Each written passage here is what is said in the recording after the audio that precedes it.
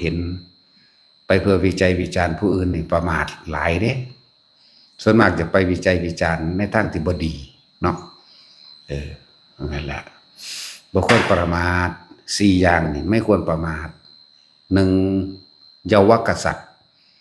เขาเห็นมันลูกกษัตริย์นี่เป็นเด็กน้อย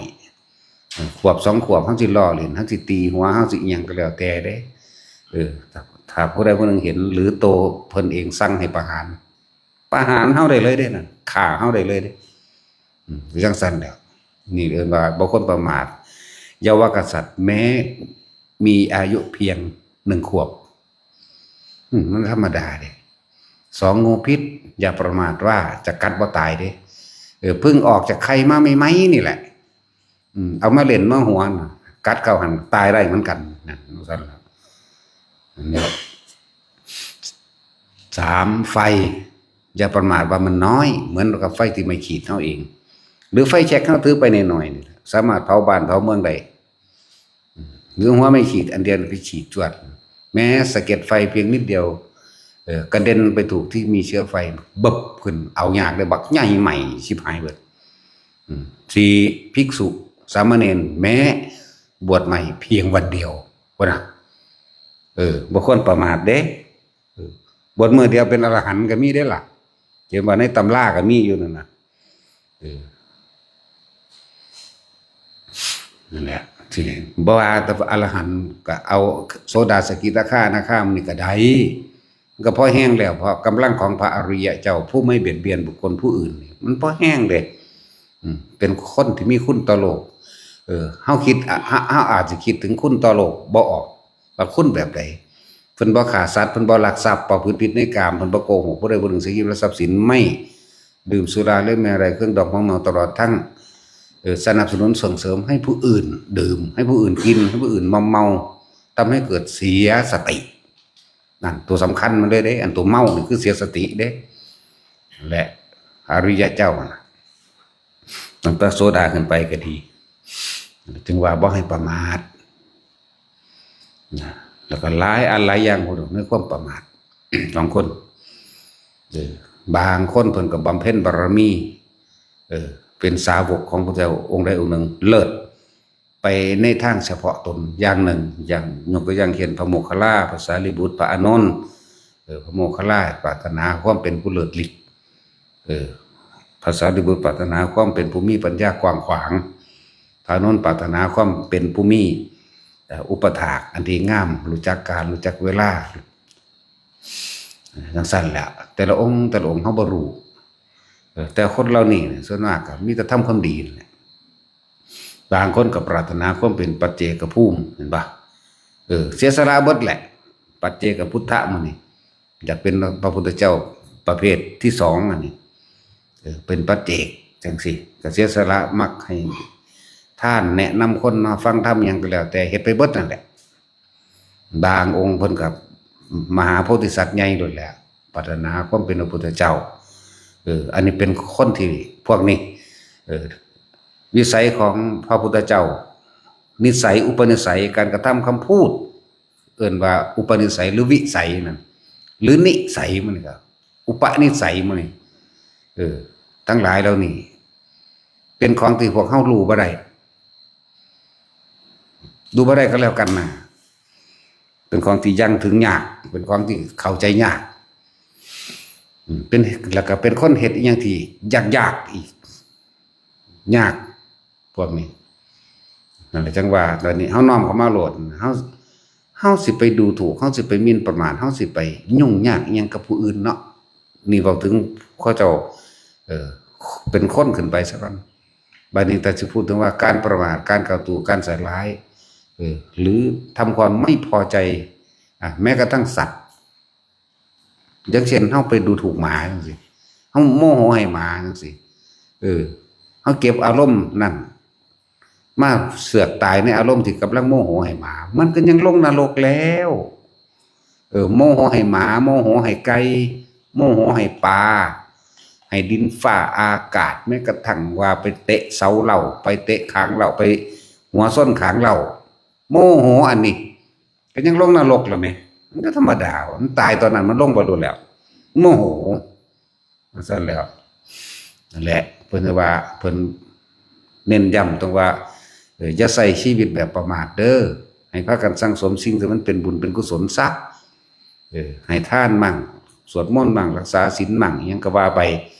เพื่อให้มันเกิดกลายเป็นกำลังไปในภายภาคหน้าแม้นมันบ่ได้ชาตินี้มันก็ย่างอยู่ในทางไปทางตรงแล้วบ่ตกบ่ลมบ่ตกบ่ลมบ่ออกนอกลู่นอกทางนั่นแล้วอันนี้คือจังเฮานี่แหละที่พากันมาคอยสั่งสมไปทรงชาติเจริญชาติอานาปานสิไปให้ทานวัตถุสิ่งของใดก็ให้ไปบ่มีแนววัตถุสิ่งของให้ทานก็ให้กำลังเป็นทานบ่มีกำลังเป็นทานก็ให้สติปัญญาเป็นทานเอิ้นว่าให้ธรรมะทานแนะนำผู้นั้นผู้นี้ไปมองหันเด้ออุ้ยเพิ่นเทศดีเพิ่นแสดงธรรมแบบนั้นแบบนี้เด้อนี่เอิ้นสั่งสมอย่างสั้นและการต่อไปในภายภาคหน้าการบรรลุธรรมของคนเป็นอย่างจริงต่างกันบางองค์บรรลุธรรมอย่างรวดเร็วบางองค์บรรลุในขณะที่น้อมจิตเพื่อที่จะฟังธรรมเรียกว่าบรรลุด้วยการฟังก็มีใช่ป่ะล่ะเพราะว่าเขาจะสั่งสมไว้แล้วใช่ว่านี่บรรลุด้วยการแสดงธรรมก็มีคนผู้นั้นบ่ทันบรรลุหยังคนผู้แสดงธรรมเข้าใจว่าล่ะบ่ได้บรรลุหยังแต่ว่าเพิ่นนำคำสอนต่างๆออกมาจากไตรปิฎกมั่งออกมาจากการทรงจำนั้นนี่มาแล้วเพิ่นกับพยายามที่แสดงธรรมขยายขอความธรรมต่างๆขยายไปเจ้าของบรรลุเองเข้าใจว่าล่ะบรรลุในขณะที่แสดงธรรมนี่บางคนบางกับบรรลุเพราะการได้ยินได้ฟังธรรมบรรลุด้วยการทำสมาธิภาวนานี่อันที่3อันที่4บรรลุด้วยการทำความเห็นให้ตรงตัวนี้สิอธิบายฟังว่าทำความเห็นให้ตรงเป็นยังไงสัมมาทิฏฐิสัมมาสังกัปโปวาจากัมมันโตอาชิโบวาจโมสติสมาธิพวกนี้บาดสิตายสุดท้ายบรรลุก็อย่าวันมีความเห็นถูกต้องตามความเป็นจริงไม่ได้เชื่อสิ่งศักดิ์สิทธิ์ไม่ได้เชื่อวันเดือนปีเกิดไม่ได้เชื่อใดๆทั้งสิ้นเชื่อธรรมเชื่อกรรมเชื่อกรรมตามผลของกรรมนี่คือเชื่อตามความเป็นจริงเข้าใจว่านี่เห็นตามความเป็นจริงแบบนี้คิดก็ตามแบบนี้สัมมาสังกัปปะดำริคือการคิดในขณะที่ตาหูจมูกลิ้นกายบ่เข้ากระทบสัมผัสแล้วความคิดแต่ถึงกับความจริงสัมมาวาจาพูดแต่สิ่งที่มันเป็นจริงความจริงทั้งนั้นสัมมากัมมันโตสัมมาอาชีวะประกอบอาชีพสุจริตพร้อมมิจฉาวานิชาอาชีพที่เป็นเครื่องขวางพระนิพพานบ่เฮ็ดเลิกเด็ดขาดนี่นั่นแหละสัมมาอาชีวะสัมมากัมมันโตการกระทำหยังก็แล้วแต่ล้วนแล้วแต่ทำตามความเป็นจริงคำว่ากระทำตามความจริงบางคนกระทำการบูชายันบวงสรวงเพื่อให้สิ่งศักดิ์สิทธิ์นี่คือมันบ่มีแล้วมันดีแต่ขอแรกแล้วเข้าใจว่ามันบ่มีเด้กระทำนี่กระทำน่ะที่เกิดเห็นผลจริงได้การกระทำของตนตามความจริงสัมมาวาจาโมขะความเพียรชอบมีความเพียรตามความเป็นจริงบ่ได้พยายามที่สิบ่เป็นผลสำเร็จแน่พยายามที่สิสวดมนต์ขอร้องอ้อนวอนเพื่อให้สิ่งศักดิ์สิทธิ์มาดลบันให้บ่มีพยายามทั้งกายทั้งวาจาทั้งเจ้าของเองเลยเข้าใจว่านี่พยายามเหตุไปสักวันหนึ่งก็ต้องสำเร็จนั่นสิแม่บ่แม่นพยายามที่สิสวดมนต์ขอร้องอ้อนวอนจังสินะนั่นแหละจะเกิดกลายเป็นสัมมาสติสิระลึกได้บัดนี้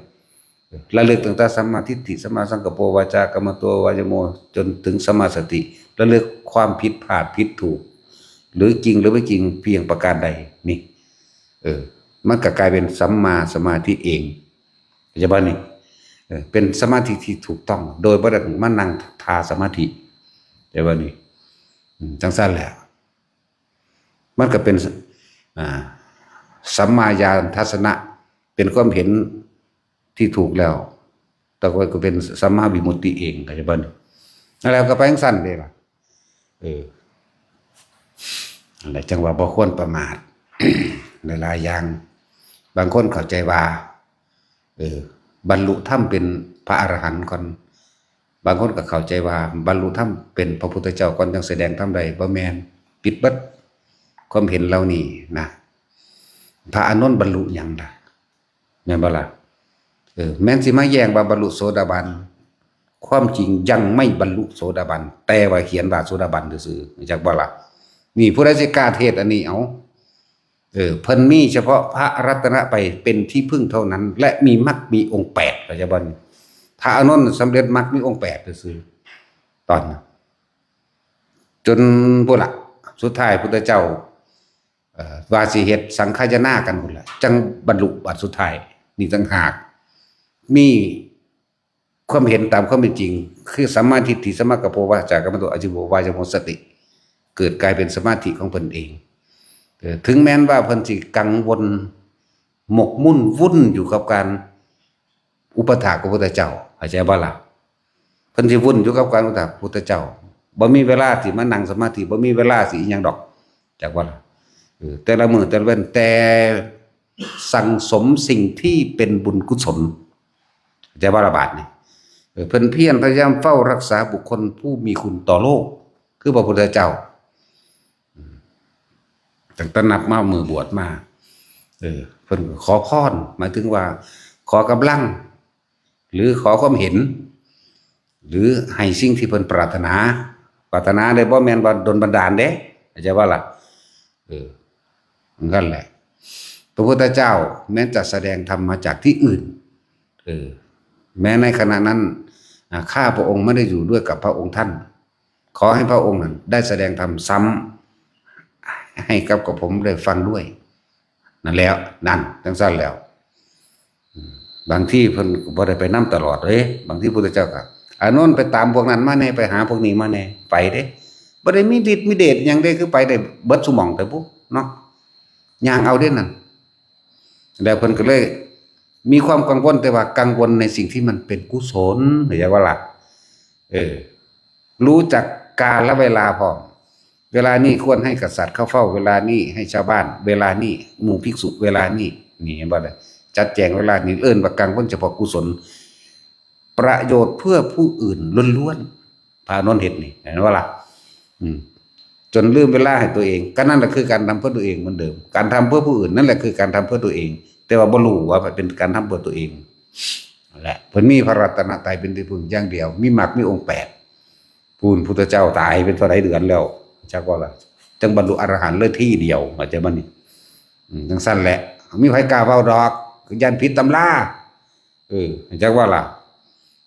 นั่นแหละตำราและอาจารย์เขาก็ยังบ่ได้ไปยืนยันกับไผเด้เขาบ่รู้เอาเองบ่เว้าเด้จักว่าล่ะมันพิสูจน์เอาเองเลยทั้งนั้นนั่นแหละบัดนี้ถ้าสิพูดถึงว่าผู้บ่บรรลุอีหยังเลยมาแสดงธรรมโปรดทิตะคิดเอาบ่แท็กซี่มึงพระโปรดทิตะรู้จักบ่พวกเขาเข้าใจว่าเถนใบลานเปล่ารู้จักบ่ล่ะเขาเจ้าเปรียบเทียบเพื่อเกิดความเข้าใจง่ายตะกี้บ่ทันได้มีการท่องจำแบบใบลานปากต่อปากเทรวาทได้ยินได้ฟังธรรมองค์นี้เพิ่นกันจำได้เพื่อให้เกิดความสะดุดใจในการจำซื่อๆแล้วเอิ้นว่าเถนใบลานเปล่าบ่ได้ว่าจังซั่นแต่ว่าที่บันทึกไว้เพื่อให้เกิดความเข้าใจง่ายเห็นบ่ล่ะสั้นตัวถ้าว่าอังสั้นเข้าใจยากนึงนี่แต่สิมึงจักว่าพระโพธิตะมันหยังน้อมีความสำคัญหยังน้อแม่นบ่แน่แต่ว่าพระเถนใบลานเปล่าเถระใบลานเปล่าแม่นบ่ล่ะบาดจังฮู้จักได้บัดนี้ลูกศิษย์ลูกหาหลายแสดงธรรมลูกศิษย์ลูกหาเป็นอรหันต์หลายอีกต่างหากแต่ว่าตัวเองยังไม่เข้าถึงเข้าใจว่าล่ะยังไม่เข้าถึงอรหันต์พูนไปถึงสุมาณะสามเณรลูกศิษย์เพิ่นบาดนี่สุมาณะสามเณรบรรลุอรหันต์เข้าใจว่าล่ะสุมาณะบรรลุอรหันต์มันก็สมควรแก่ธรรมที่เพิ่นสั่งสมแล้วพุทธเจ้าเลยถามถามธรรมถามปุถุชนก่อนปุถุชนถามเอาคำถามของพระโสดาบันมาถามพวกปุถุชนอย่าบ่ล่ะปุถุชนตอบบ่ได้นั่นบัดเอาคำถามของสกิทาคามีมาถามพระ โสดาบันตอบบ่ได้เห็นบ่ไล่เป็นขันเห็นบ่นี่เอาความรู้ความจริงของพระอรหันต์ถามพระอนาคามีก็ตอบบ่ได้แต่ว่าพระอรหันต์ตอบของอนาคามีได้อนาคามีตอบของสกิได้สกิตอบแทนโสดาได้โสดาตอบของปุถุชนได้เข้าใจว่าลานี่เป็นไล่ซับไปซับมาอยู่เลยต่อมากับไปถามพระโพธิตะเมื่อตึ๊บเข้าใจว่านี่ทั้งที่ว่าเพิ่นไปหาเจ้าจำเอาน้ำองค์นั้นองค์นี้มาได้หลายธรรมของพระพุทธเจ้านั่นแหละบางอย่างเพิ่นก็บ่ได้ไปจำจากปากพระพุทธเจ้าดอกเขาเจ้าเลยบอกเรื่องว่าเห็นใบลานเปล่าเถระใบลานเปล่าคำว่าเถระในความหมายจริงๆบ่แม่นคนบวชโดนเด้อสิบอกให้เด้อนี่แนวมื้อนี้ก็บ่มีผู้ใดรู้อีก80พรรษาแล้วเป็นพระเถระหรือ10พรรษาขึ้นไปเอิ้นพระเถระ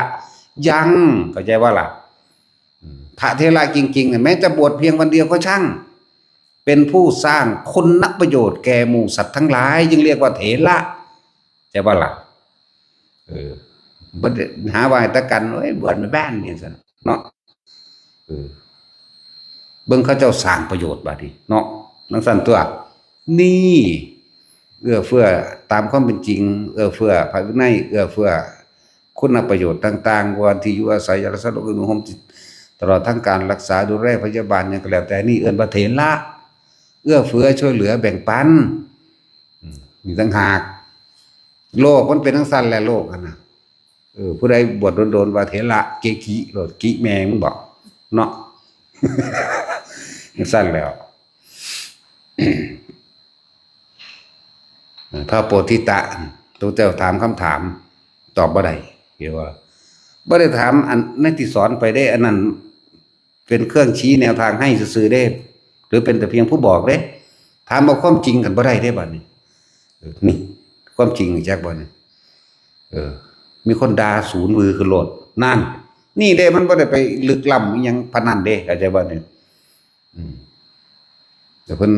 เอาอันเน้นหน่อยแล้วด่าเอาว่าล่ะอันนี้หน่อยได้ด่าศูนย์ขึ้นเฮ้ยลูกศิษย์กูคักๆว่าเด้นี่มั้ยความจริงมันมั้ยละหยังละบาดโมโหแม่นบ่ทัดซั่นตัวอันนี้เด้บ่แม่นตัวหนังสือ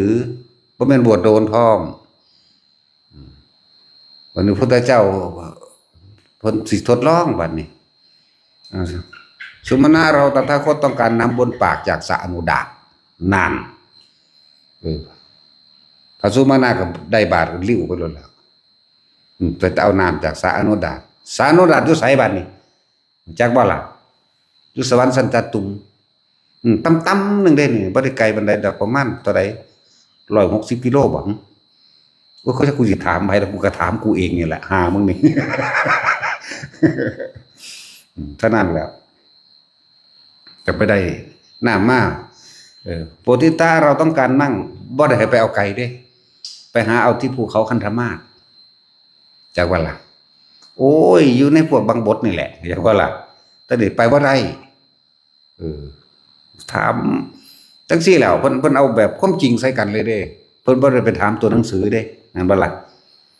นั่นแล้วเพิ่นเรียกว่าเถรใบลานเปล่าแต่คำนี้เป็นหมู่ภิกษุพวกนั้นเป็นผู้เขียนบันทึกไว้เพื่อให้พวกเฮา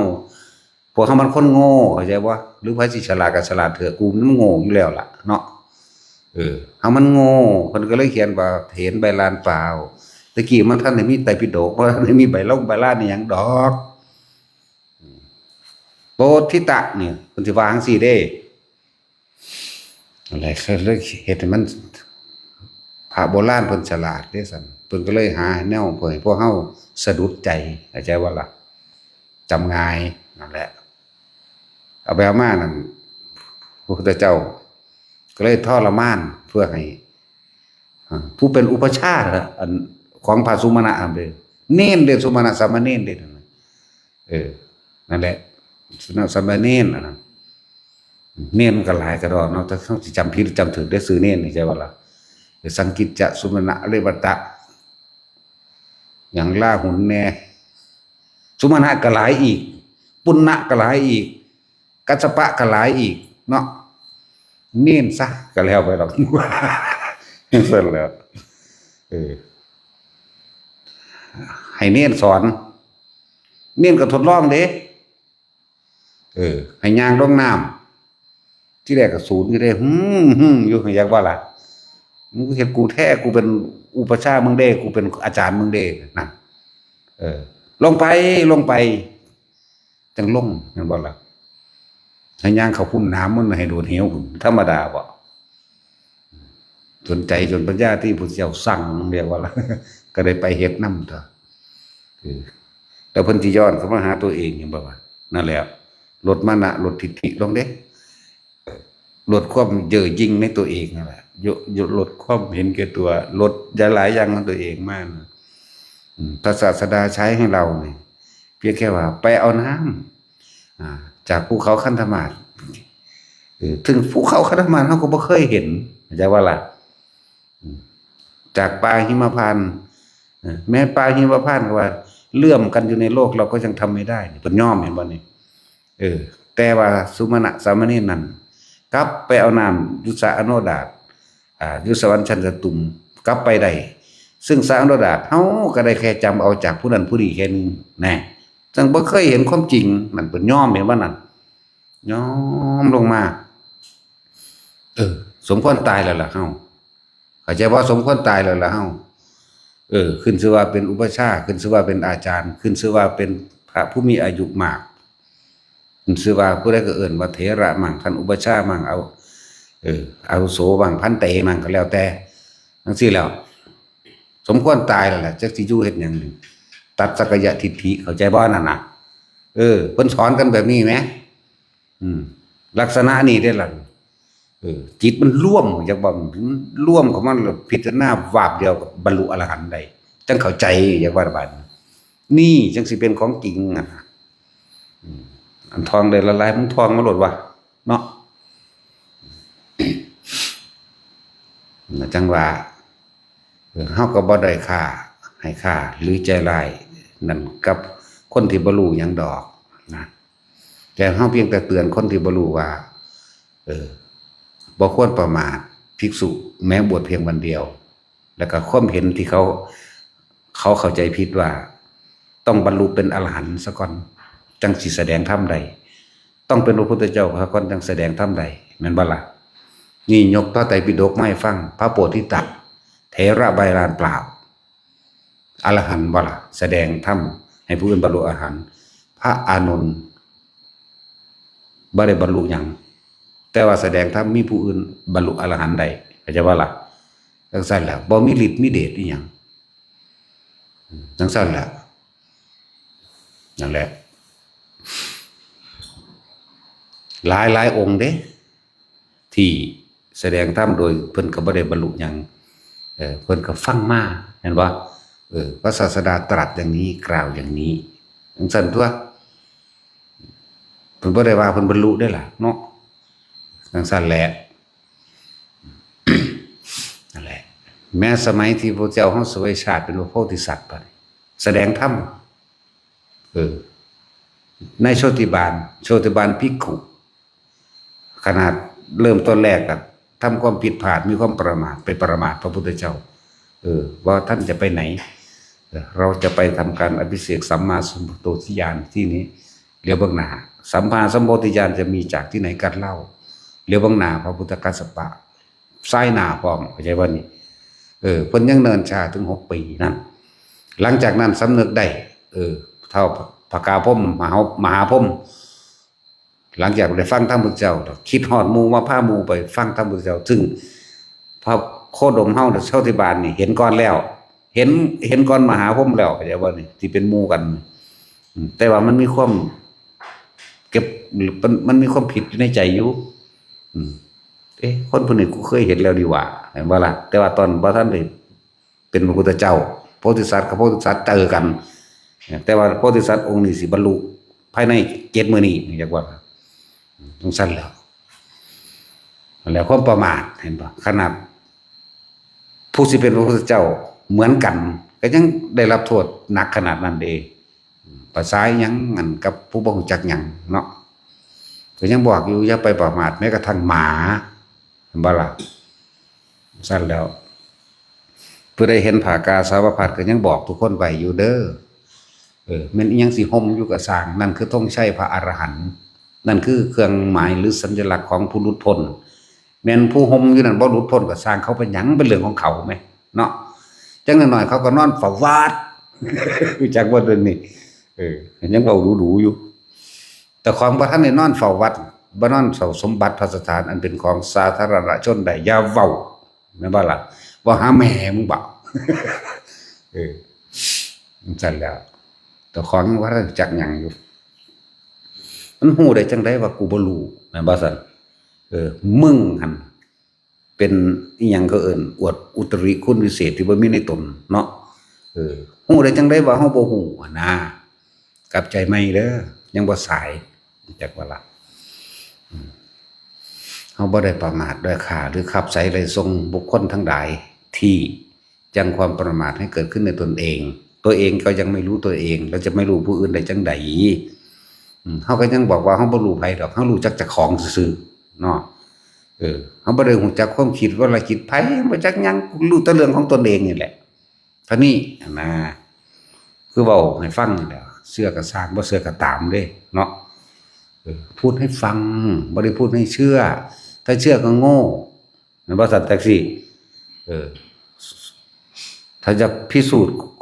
ตัวนั้นก็พิสูจน์ให้มันเห็นซะก่อนตัวจะเชื่อหรือไม่เชื่อก็ช่างเด้มองหันบาดนี้พวกน่ะมันไปมองหันหมดเด้เชื่อบ่เชื่อก็ตามเด้เจ้าเห็นผู้เห็นเราเองเป็นเฮ็ดได้แล้วปฏิบัติเป็นแล้วแม่นจิบ่เนี่ยก็สร้างมึงแล้วอันนั้นเนาะ ขนาดนั้นเด้ก็จังว่าเฮาบ่ไปยืนยันตัดสินกับไผนั่นซั่นแล้วอันนี้แม่นบ่ในอายุดอกแต่ว่าสิไปถามว่าผู้นั้นบรรลุธรรมอีหยังคือผู้นั้นเป็นโสดาบ่ผู้นั้นเป็นอรหันต์บ่บอกก็บ่ฮู้จักเหมือนกันเนาะเพราะว่ากูก็บ่เป็นหยังบ่ฮู้จักหยังเนาะเขาก็ยังบอกอยู่ว่ากูบ่เป็นพระกูบ่มีศีลกูเป็นหยังกูก็ยังบ่รู้กูบ่ฮู้ได้ว่ากูเป็นหยังเบิ่งนะเนาะจังซั่นก็กูเป็นหยังก็บ่รู้แหน่ จังซั่นตัวอันนั้นนั่นแหละ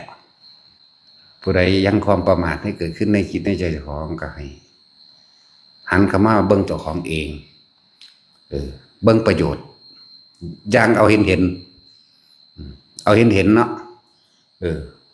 คนดีนี่เพราะมันดีแต่ปากหรือไปเบายกอ่างแต่นโยบายขายฝันเด้คนดีนี่จะต้องเบิ่งประโยชน์ที่เขาเห็นประโยชน์นั้นบ่แม่นประโยชน์เบาเด้ประโยชน์นั้นจับต้องได้อยู่อาศัยกัดกินก็ได้จักบ่ล่ะกัดกินก็ได้นอนห่มผ้าอยู่ก็ได้เปิดพัดลมอยู่ก็ได้อาบน้ำก็ได้ขี่รถไปเวินๆก็ได้นี่ไหมมึงจะเอาทำใดเดี๋ยวนี้นั่นว่าซั่นเจ็บไข้ได้ป่วยพาไปหาหมอก็ได้นั่นได้ผู้มีประโยชน์จักบ่ล่ะ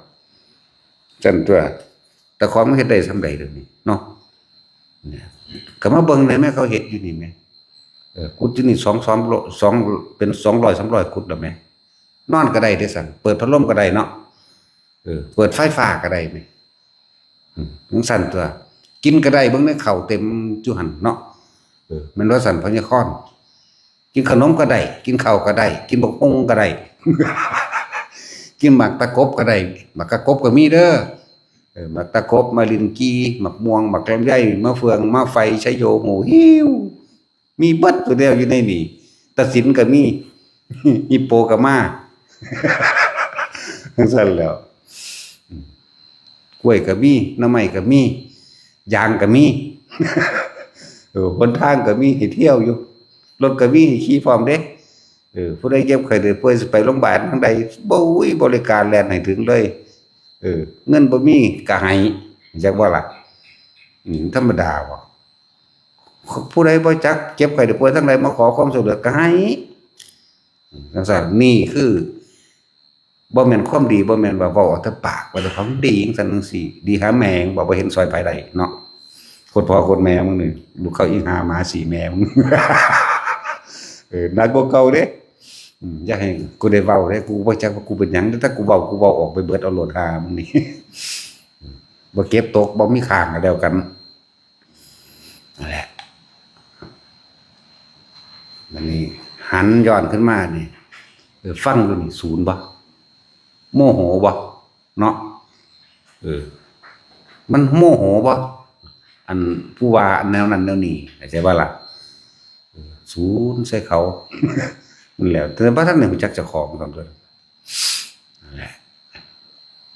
เฮายังเฮาบ่ได้ด้อยค่าบ่ได้พักใสบ่ได้รังเกียจแต่ว่ายังให้โอกาสจังว่าเหมือนมันก็ครูบาอาจารย์เพิ่นบ่ได้เลือกลูกศิษย์ดอกเนาะเพิ่นก็ให้ก็โอกาสกับทุกคนเนาะแต่ว่าคนผู้นั้นสิให้โอกาสตนเองบ่คือยังบอกเด้อสูเลือกคักๆก่อนได้ก่อนสิมาหาครูบาอาจารย์เพราะครูบาอาจารย์บ่ได้เลือกลูกศิษย์เนาะเพิ่นอยู่หม้องเก่าเด้บ่ไปใช้อยู่แมงอยู่หม้องนี้แหละ มีแต่ว่าเอ้ยบ่ดีเอานี่แหละที่แรกว่าดีเอาไปมาบ่ดีนี่ล่ะเพิ่นก็อยู่หม้องเก่าเพิ่นอยู่กลางๆเพิ่นอยู่ซื่อๆอยู่ก็อย่าว่าละบาดแล้วเอาให้มันถนัดเด้เอาให้มันถนัดใจเจ้าของคักๆเด้คำว่าเคารพนับถือคือยินดีก็ทำตามเด้แต่ว่ามาแล้วว่าโอ้ยเคารพหลายเคารพแห้งอาจารย์สุดใจผมแต่เพิ่นสอนนี่ยังขันบ่ทำตามเนาะบูชาแปลว่ายินดีก็ทำตามเด้เว้าเรื่อยๆอยู่ได้แนวนี่บ่แม่นเอาดอกไม้ไปขึ้นหิ้งพระบ่แม่นเอาธูปเอาเทียนไปจุดคำว่าบูชานั่นก็เป็นส่วนหนึ่งของการบูชาแต่ว่าบูชาจริงๆสุดใจคือยินดีกระทำตามด้วยความเคารพนอบน้อมนี่คำว่าบูชามันแปลว่าจังซี่บ่แม่นว่าไปบูชาเอาเหรียญนั่นแน่ตะกุดนั่นแน่บูชาเอาบักปองบักแก้วบักอ่องป่องนั่นน่ะบ่แม่นแบบนั้นจักว่าล่ะไกลเหลือเกินกับความหมายของคนก็คือผู้บ่แม่นคนเว้าเนาะ กูบ่แม่นคนได้สูกูบ่รู้จักว่ากูเป็นหยังคือกันก็ยังเว้าคือเก่าอยู่นี่เนาะซั่นแล้วศีลก็บ่มีเป็นคนบ่ก็บ่เป็นพระก็บ่เป็นจักเป็นหามหยังก็บ่รู้ล่ะ ซั่นแล้ว ขนาดคำว่าบูชามันก็ยังบ่รู้จักอยู่บ่มีอันเหรียญให้บูชาบ่เขาว่าเนาะโอ้ยพูดจังได๋พระกูบักใหญ่พุ่นเอาไปห้อยเอาแบกเอาโลดพุ่นหาตัก100 นิ้วพุ่น บ่ต้องบูชาเอาเลยอยากเอาเนาะแต่บูชาก็ยังแปลบ่ถูกก็ยังเฮ็ดหยังนำบ่ถูกบ่เป็นยินดีกระทำตามด้วยความเคารพนับถือยินดีกระทำตามด้วยความเคารพนอบน้อมแต่เพิ่นสั่งเพิ่นสอนหยังไปบ่เฮ็ดนำมันบ่ได้เอิ้นว่าเคารพนับถือหรือนอบน้อมหยังเด้เห็นบ่ซั่นจังเฮาบอกอยู่นี่นะเปิดเข้ามาแล้วให้ศึกษาพระวินัยเด้อให้อ่านพระวินัยซะก่อนเพราะว่าเฮาบ่ฮู้จักหยังอย่าว่าเด้ผู้คนเขาเจ้าบางองค์เพิ่นบวชเข้ามาแล้วบรรลุอรหันต์เลยแต่ว่าท่านได้ฮู้จักหยังเด้นั่นหมายถึงสิ่งนี้ควรหรือเรื่องยังไม่ควรแต่ว่าบ่มีผิดมีภัยกับไผบ่มีเจตนาแล้วบ่มีเจตนาแต่ว่าการกระทำทั้งปวงนั้นอาจจะทำให้หมู่สัตว์ทั้งหลายได้รับโทษรับกรรมคือคำเว้าจังซี่เอาบางองค์ก็เว้าไปโลดเด้นะอีห่านี่โลดเด้มันก็สั่นจังซั่นโอ้ยไผยังบ่ม่วนเถิดห่าเอ้ยว่าอีกแล้วเลยเกิดตายไปเป็นห่า จังซั่นแล้วบางที่ในการพูดหยอกล้อจังสิก็มีผู้บริสุทธิ์บาดนี้เฮาก็หยอกล้อโดยอารมณ์เจตนาแต่ว่าผู้เพิ่นบรรลุแล้วเพิ่นบ่มีเจตนาเด้อย่าว่าล่ะเป็นโทษกับเจ้าของเองได้บาดนี้แล้ว คือข้าเจ้าเขียนไว้เรื่องนั้นกรรมเก่าของนางคุสิตราที่ว่าสมัยภิกษุณีหมู่เดียวกันบรรลุอรหันต์แล้วแหละเลยใส่เพิ่นเห็นบ่ความจริงเพิ่นหล่อเลียนพระปัจเจกเด้ออันนี้มันคนละคนกันนางค่อมอีกคนหนึ่งที่ใส่ภิกษุณีผู้เป็นอรหันต์ เออบอกแม่เจ้าขอแม่เจ้าอาจจะว่าแต่ว่าเจตนามันมีอย่างวันนี้ตะกร้าอยู่ข้างหลังเจ้าข้าเพิ่นก็เลยค่อมไปเอาจากบ่อนแล้วเพิ่นค่อมเห็นหลังก็เพิ่นก้มลงไปจังสี่แล้วเพิ่นไปดึงเอามาจังเอาให้ผู้ใส่นี่เจตนาเขาจะว่านี่แต่ผู้อรหันต์เราบ่เจตนาเด้ก็เอาให้ธรรมดาก็เข้าใจอยู่แต่ว่าผู้นั้นมีความรู้สึกแบบรุ่นว่าต้องเอาให้กูเฮ้ยว่าน่ะนั่งอันนั้นนั่งหญิงค่อมอันนั้นจึงเกิดมาเป็นคนพองค่อมหารอยชาติคุณส่วนนั่งขุดชุตราหญิงคนใช้ของนั่งสามาวดีนี่ตั้งหากก็ธรรมดาแล้วพวกเขาจะอาจจะบันทึกผิดก็ได้นั่นไหมล่ะแต่เขายังบอกผิดได้ผิดกับบ่มีผู้ใดข้อขาดหรอกวะเนาะบ่มีใครตายหรอกไม่มีใครเสียเงินพร้อมเนาะบอกผิดก็บอกไม่ได้ทั่วเพราะว่าผิดหรือถูกมันบ่มีหรอก เพียงแต่จำซื้อคนผิดซื้อนะครับนางคุดสุตราเนี่ยไปหล่อเลี้ยนพระปัจเจกพุทธเจ้าเพิ่นเฒ่าเคยเห็นนั่นคนชรานั่นไหมนี่แน่เกิดมาชาตินี่ก็ยังมาเกิดกลายเป็นทาสเขาคือเก่าอยู่ดีตัวยังบรรลุธรรมอยู่มันบ่ซั่นเดินอย่างนี้แหละเนี่ยคนเดินคนนั้นเดินอย่างนี้แหละเฮ็ดงอไปจักว่าล่ะพระปัจเจกองค์นั้นมันเฒ่าแล้วนั่นแล้วบัดเพิ่นเหาะนี้เพิ่นจึงตกใจว่าโอ้ตายแล้วกูได้ทำกรรมอันหนักแล้วได้ดูถูกพระปัจเจกองค์นี้แล้วเข้าใจว่านี่นั่นแหละด้วยบุญนั่นแหละจังได้มาหลับใส่ถ้ำอยู่นั่นน่ะมันเป็นถาดของนางสามาวดีนางสามาวดีได้แต่งตั้งหน้าที่ให้เจ้าไปฟังธรรมเมื่อฟังธรรมแล้วให้เจ้ามาแสดงธรรมให้หมู่พวกอยู่ในวังอันนี้ฟังนะเพิ่นก็บรรลุโสดาสกิทาคาไปก็ว่าไปนางคุสตากับบรรลุเหมือนกันเด้จังซั่นแหละเลยมีหน้าที่แสดงธรรมมีหน้าที่ไปใส่บาตรไปทำความสะอาดตามลานพระกิริยานต่างๆเรียกว่าไปอุปถากอุปถัมภ์อยู่ในสถานที่นั้นวัดนั้นแล้วก็นำธรรมนี่พระคุณเจ้าองค์นั้นแสดงธรรมดังว่าครับขอให้ท่านมาแสดงต่อนั่นคือหน้าที่นางสามาวดีเป็นเจ้านายนางสามาวดีที่นั่งอันยังล่ะกินยังบ่เผาน่ะนะเผาตายทั้งเบิด500นั่นแหละยังงอมาคันธิยะนะซื้อคนเร็วหรือจำยากอย่างไรหัวอีหานี่เนาะ มันก็ใหม่อยู่ในมหาวิกีหลักด่างได้ก็ได้อยู่หรอก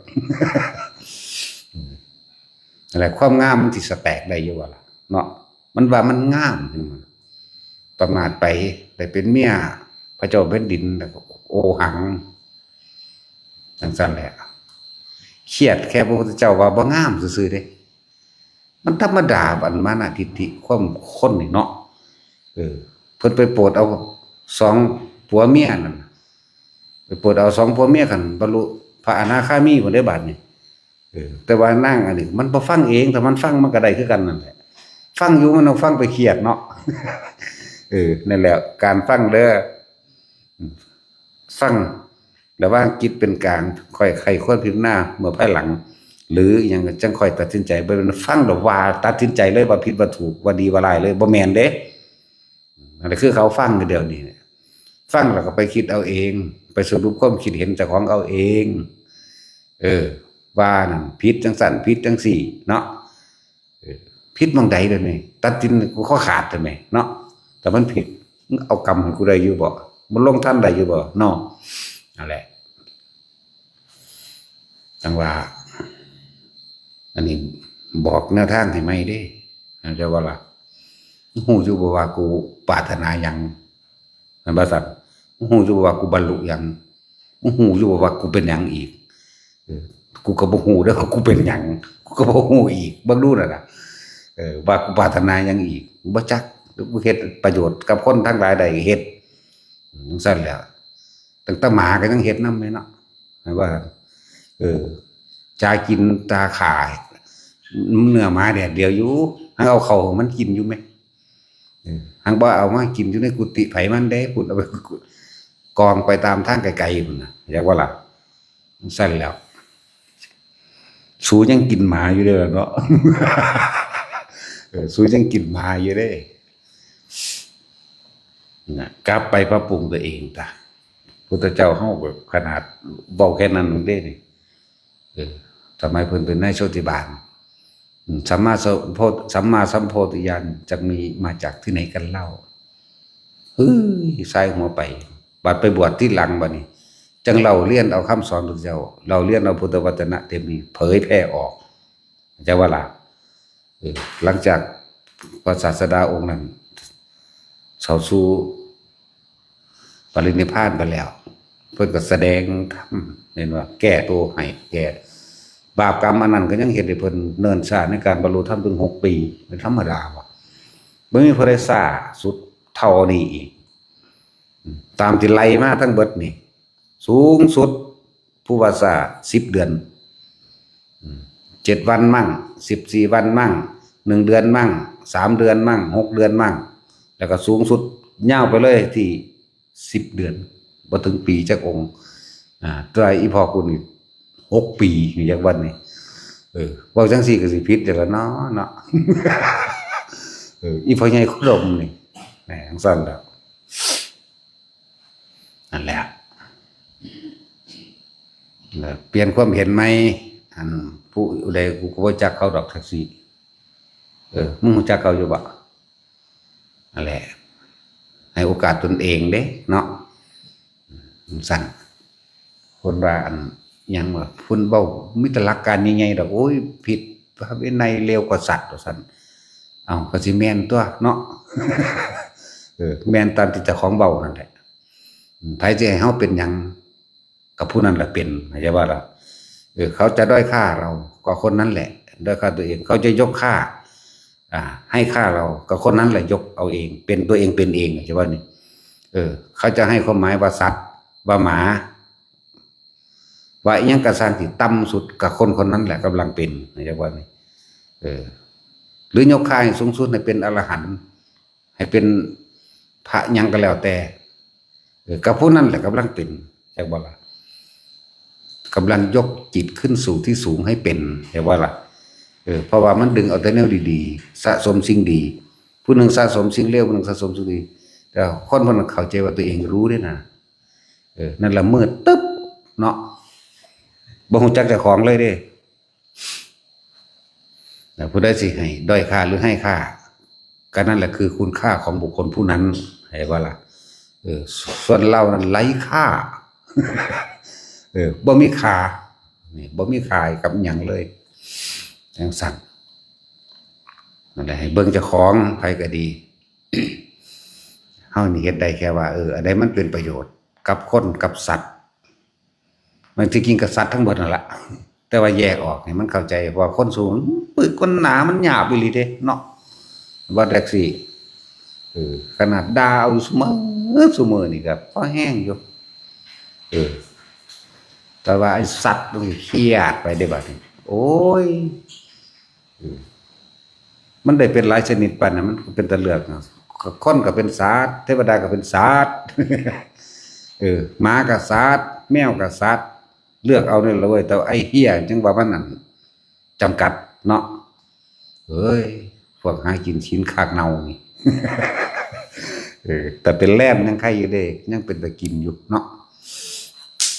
ไปกินว่าออมแล่นตาสินเจ้าพวกเขาเฮ็ดเป็นแซ่บเลย จังซั่นล่ะ ผู้เฮ็ดบ่เป็นก็บ่เป็นเนาะจังล่ะวันนี้ก็ไปด้อยค่าบัดนี้อยากด้อยหยังบ่ล่ะกูบ่ได้เป็นหยังยังว่าอยู่กูบ่จักจังว่าบอกให้ฟังแต่ละคนการที่เฮาไปให้ค่าบุคคลผู้อื่นเป็นในทางใดก็ช่างขณะนั้นเรากำลังเป็นเองให้ค่าพระอรหันต์ได้ดูตัวพวกเจ้าก็เลยจักบ่ล่ะผู้นั้นก็หันผู้นี้ก็หันเจ้าของก็จิตใจเย็นสงบลงเองตัวแม่นบ่สร้างสมสิ่งที่มันเป็นกุศลไหมเพิ่นก็ยังบอกอยู่พุทธเจ้าทุกพระองค์เด้บอกพุทธศาสนังนี่เป็นคำสั่งสอนของพระพุทธเจ้าทุกพระองค์อีกนะนั่นแหละ พุทธศาสนาอย่างนี่คือคำสั่งสอนของพระผู้มีพระเจ้าทุกพระองค์พร้อมสังสมเอาตัวเนาะขนาดเห็นผ่าเหลืองเพิ่นก็ยังให้นั่นคือธงชัยแห่งพระอรหันต์เป็นสัญลักษณ์ของบุคคลผู้หลุดพ้นแล้วนะ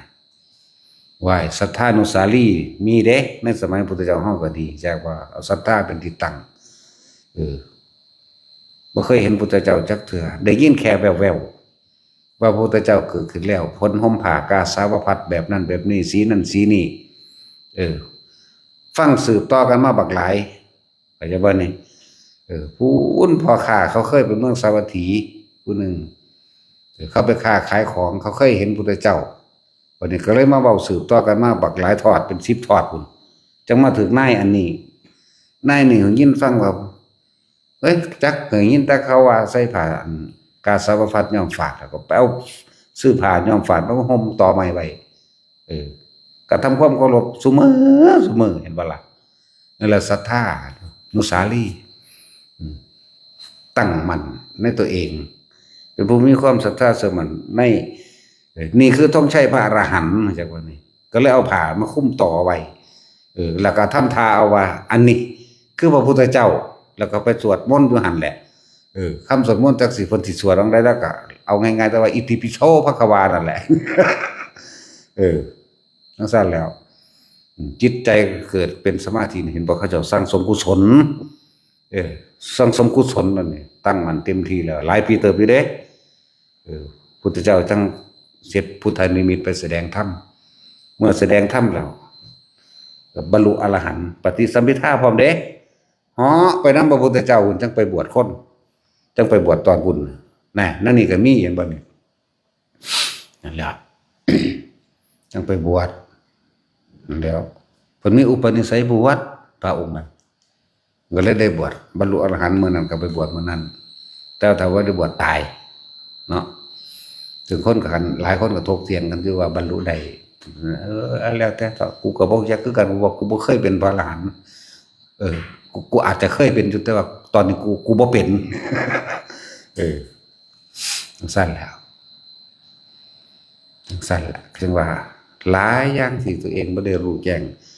แค่ความรู้นอกๆพระไตรปิฎกก็ยังบ่แตกฉานอยู่มันบ่ซั่นสิไปเว้าอีหยังกับความจริง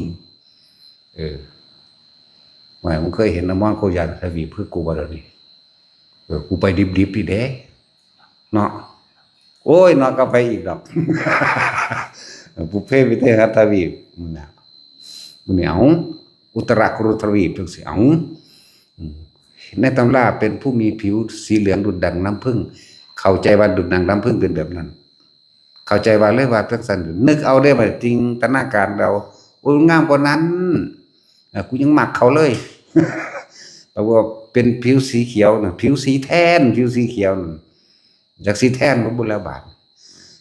แต่ว่ามีสวยงามนั่นซั่นแล้วเขียนว่าหน้าตาเป็นสี่เหลี่ยมมั่งหน้าตาพระจันทร์เครื่องเสียวมั่งบ่แม่น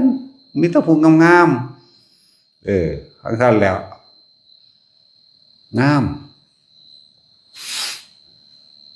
นั่นแหละภูเขาเป็นจังไดน้ำก็เป็นจังไดมื้อนี้บ่จักเนาะแต่ว่าตัวคนบ่จักหยังตัวง่ายๆเด้ตัวง่ายๆเด้พวกนี้นั่นบ่ซั่นบ่จักพิสูจน์หยังเสือเร็วๆเด้พวกนี้ก็ได้พวกบ่มีสมองปัญญาหยังเนาะไปพิสูจน์เอาเองได้เป็นหยังเนาะแม่นบ่ล่ะแต่ชิ้นเจ้าเสือว่ามีผีทำแบบนั้นนี่เสือหรือว่าเสือแต่ว่าเสือกับบ่มีสมองบ่มีปัญญาอย่างอีกมีพิจารณาเนาะจังซั่นแต่ว่าบ่เสือก็สิขึ้นไปจักสิเอาได้กูดีตายแล้วบาดนี้เอาเป็นซึ่งหลึงดีกว่าเจ้าก็เอาว่าจิตเป็นกลางกันเลยตัวซึ่งหลึงจังซั่นแหละถ้าเสือก็ว่าโง่ว่าบ่มีปัญญาเนาะถ้าบ่เชื่อก็สิไปพิสูจน์มันธรรมดาบ่ธรรมะนี่นั่นแล้วเฮ าว่างเป็นกลางไว้แล้วเฮาพิสูจน์เอาเองเบิดทุกคำสอนพระพุทธเจ้ากันแหละนั่นแหละแล้วก็พิสูจน์ตัวเฮาเองเถอะเขาไปรู้ไปเห็นเราเสือว่าเสือกระสร้างเด้ขนาดนั้นเด้ยังบ่ได้ไปยืนยันตัดสินไหนว่าจริงหรือบ่จริงเด้ลองเบิ่งแม่นั่นแหละพวกเฮาจึงบอกว่าอย่าพากันประมาทไปสั่งสมเอาเองเฮ็ดเฉพาะเจ้าของตนเถอะสุดท้ายแล้วพวกเฮาตายเบิดล่ะอยู่นี่อันนี้เฮาสิทำนายถือขนาดเลยเด้ตายเบิดสัตว์ทั้งหลายเกิดเท่าไหร่ตายเท่านั้นเนาะพระพุทธเจ้าว่าดูก่อนภิกษุทั้งหลายพวกเธออย่าชอบประมาณในการบุคคลซั่นเพราะการประมาณบุคคลคือทำนายหลังจากว่าจะทำความลำบากมาให้พวกเธอเมื่อภายหลังบ่ลำบากเพราะว่าทำนายถือสัตว์ทั้งหลายนี่แม่นไผกระสร้างเกิดเท่าไหร่ตายเท่านั้นเนาะจังซี่แล้วก็ฝืนเพิ่นแน่จักหน่อยนั่นแหละนี่ก็เฮาก็พิสูจน์เอาเองอยู่แม่บ่ได้บอกแต่นำเพิ่นเด้เว้าเอาเองก็มีเว้าตามที่เจ้าของเป็นเอาเองมาเห็นมาก็มีว้ายสิไปเว้านำเพิ่นเบิดจังได๋เพิ่นหลายกระดอกความรู้เพิ่นเนาะเฮาบ่รู้แล้วดีแล้วซ้ำนี่แหละจักบ่ล่ะยังว่าพวกเจ้าเอาสิ่งที่มันง่ายสุดแล้วนะอันที่เพิ่นสอนให้เพิ่นสิเพิ่นรับรองแล้วรับรองเราอานาปานสติเนี่ยบุคคลผู้ทำให้บ่อยบุคคลผู้ทำให้มากเห็นไหมแม่ว่าสั่นเพิ่งบังอรหันตผลอย่างเร็ว7 วันมั่งอย่างกลาง7 เดือนมั่งอย่างช้า7 ปีมั่งไหมผู้ทรงฌานเจริญฌานโดยอานาปานสติเนี่ยถึงเขาจะไม่ได้อรหันต์ในปัจจุบันณขณะมีชีวิตอยู่แน่เขาเพิ่งมีอารมณ์ได้ในขณะที่สิ้นใจสิ้นจิตสุดท้ายเขาจะว่านี่ขณะนั้นเพิ่นยังบ่ว่าอีกเพิ่นยังให้กำลังใจอยู่นี่ได้มั่งบ่ได้มั่งแต่ว่าเมื่อจิตสุดท้ายก่อนที่จะตายเขาเข้าสู่ลมหายใจตายไปพร้อมกับลมหายใจเขาเพิ่งเข้าสู่อนาคามีนี่แม่คือบ่เอาอันนี้โลดแบบขี้ข้านคักเด้นจากบ่นี่แต่กูทำมั่งไม่ทำมั่งอย่างว่านี่แต่ว่าทำทุกวันเด้เฮ็ดไปเถอะเฮ็ดทุกมื้อของเฮาเองมื้อละเล็กมื้อละน้อยไปสะสมไป อานิสงส์มันมีตั้งหลายแบบหลายอย่างเนาะผลพลอยได้การทรงฌานเจริญฌานโดยลมหายใจอยู่กับลมหายใจนี่เป็นแค่คำเว้าเบื้องต้นได้ว่าอยู่กับลมหายใจ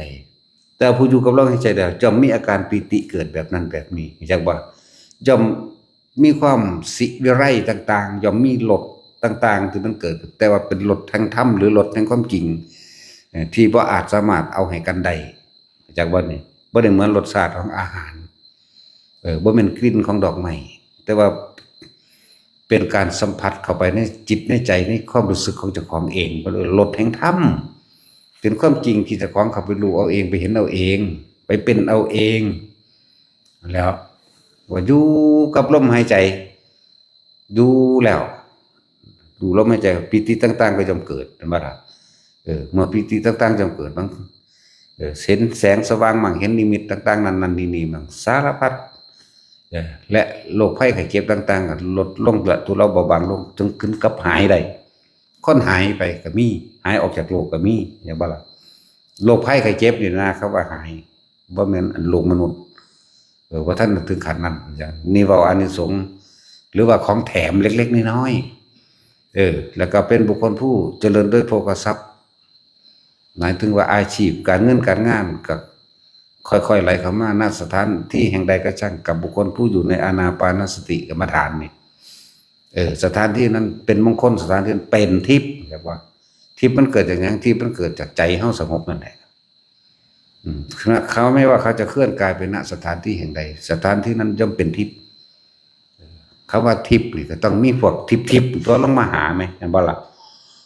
พวกอัตภาพที่สองเทวตาก็จะบ่นี่ก็ย่อมจากอยู่ใกล้